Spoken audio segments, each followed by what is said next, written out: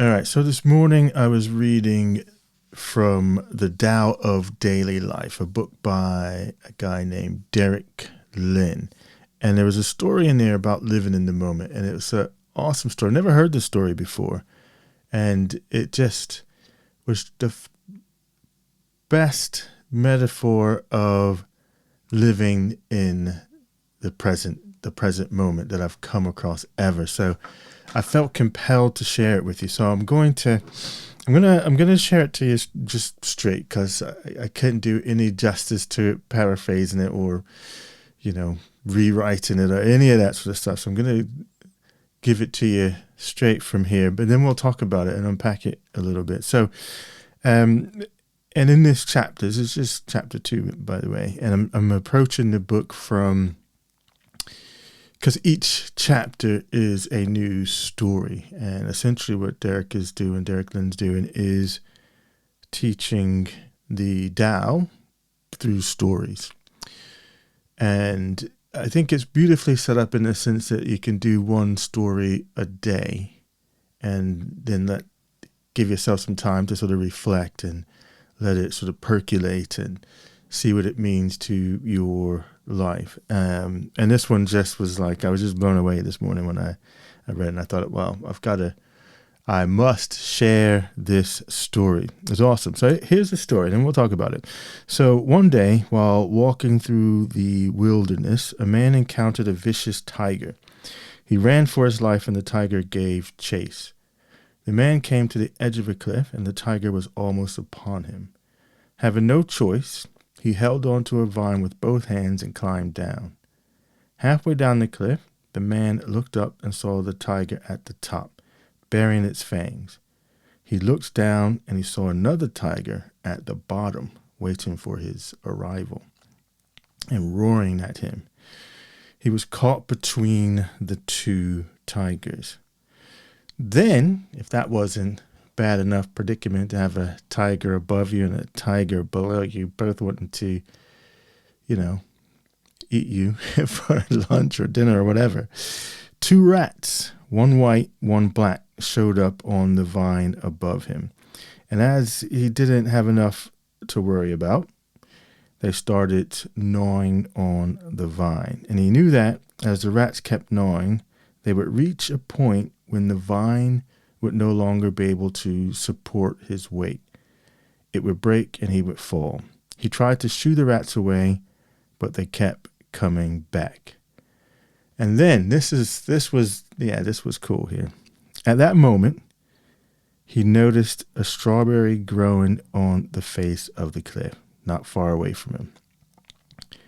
It looked plump and ripe, and holding on to the vine with one hand and reaching out with the other, he plucked it. With a tiger above him and another below him, 2 rats continuing to gnaw on his vine, the man tasted the strawberry and found it absolutely delicious. Now I was like, wow, that's an interesting story. But then when you start to break it down, so remember the title of this chapter is about the present moment. So despite his perilous situation, the man chose not to let his unrealized dangers paralyze him, and he was able to seize the moment and savor it. So when you break it down and look at the metaphors of this story, so the tiger at the top of the cliff represents the past. So that's where the man came from. He lived through that bit, and he's down the vine. So that the tiger at the top represents his past, and you can't go back to the past, of course, but if you're not careful, you can lose yourself in the past, about reminiscing about old stories, old glories. You can let old hurts from the past continue to affect your sort of present day. So that's the tiger at the top, and the vine and where he's at right now represents his sort of lifeline and trajectory to where he's going. So the bottom tiger represents the future. So that's where he's headed. And we're all And nobody gets to escape this. No matter what you do in your life or how successful or unsuccessful you are, how much money you have, how big of a wig you are, whatever. But we all have a date with death at some point in time in the future. And that's what the bottom tiger represents. That he's eventually going to get to the bottom. He's going to be eaten by that tiger. So that's the future. And again, just like with the past, you can lose yourself by being stuck in the past. You could also lose yourself by constantly thinking about the future or worrying about the future, or worrying what's going to happen in the future and what life's going to look like. When am I going to die? All those kind of things in the future create anxiety, or can create anxiety if you're constantly living in that place, especially when you start imagining what's the future going to be like. Anything I got a presentation to give, and now I start imagining giving this presentation next week, and I start freaking out now in the present because I'm imagining the sort of worst that's going to happen. And so we can quite easily lose ourselves in that sort of future anxiety, worry, uncertainty about the future. Now, the two rats, one white, one black, represents the day and the night. So, and you think about the cycle of, day, night.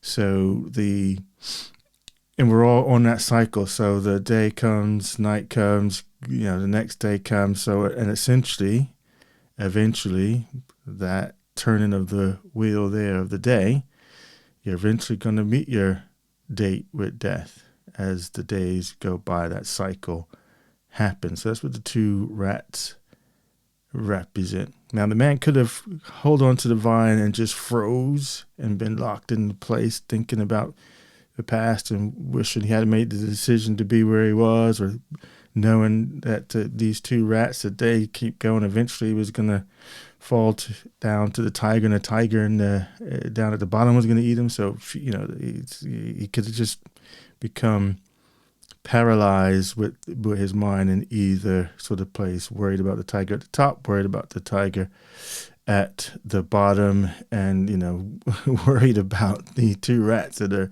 eating into this vine, making it inevitable that, he's going to plummet to the bottom and be eaten by the tiger at the bottom.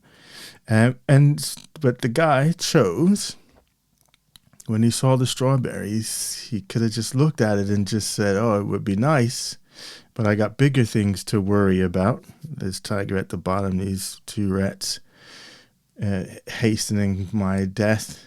But he chose to, and this is the part that's brilliant again, and I've been talking about this for a while now, about this idea about letting go. So he had to let go with one hand, so letting go of all of that to reach out to seize this present moment, seize the strawberry and take a bite and enjoy, this tasty strawberry, and just enjoy that moment right there. But he had to let go. So we've got to let go of these things that are holding us back. Let go of the things that are causing you anxiety that you're thinking about in the future, or let go of the past hurts, wrongs, victories. You're living past glories. We're going to let go both the past, let go of the future worries about how things might turn out, or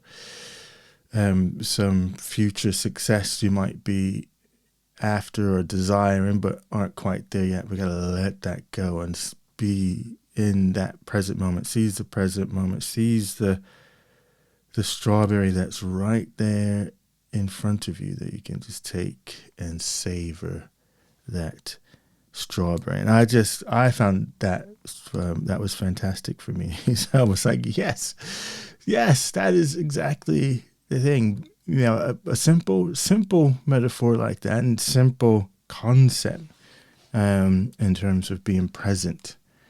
And it's not always necessarily the easiest thing to do, but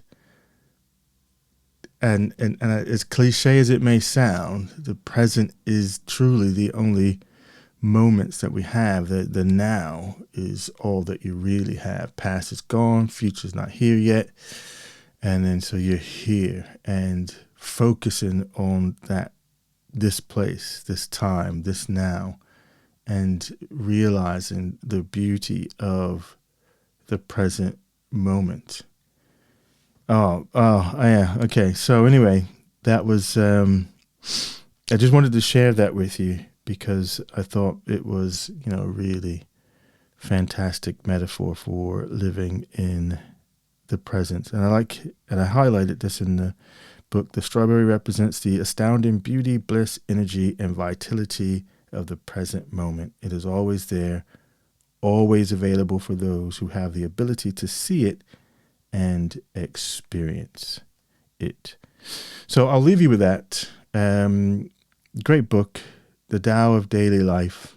I'm enjoying it. So if it's something that you want to pick up, by all means do. And I'm just doing it, as I said, I'm going to just read a story a day, use it as a part of my reflection for the day. So it'll take me a while to finish the book, but I'm in no hurry. It's the present moment, right? Just being here. Be here now, as I quite often like to quote Dr. Eknafo. Be here now. Anyway, have a pleasant now, and we'll catch you in the next video.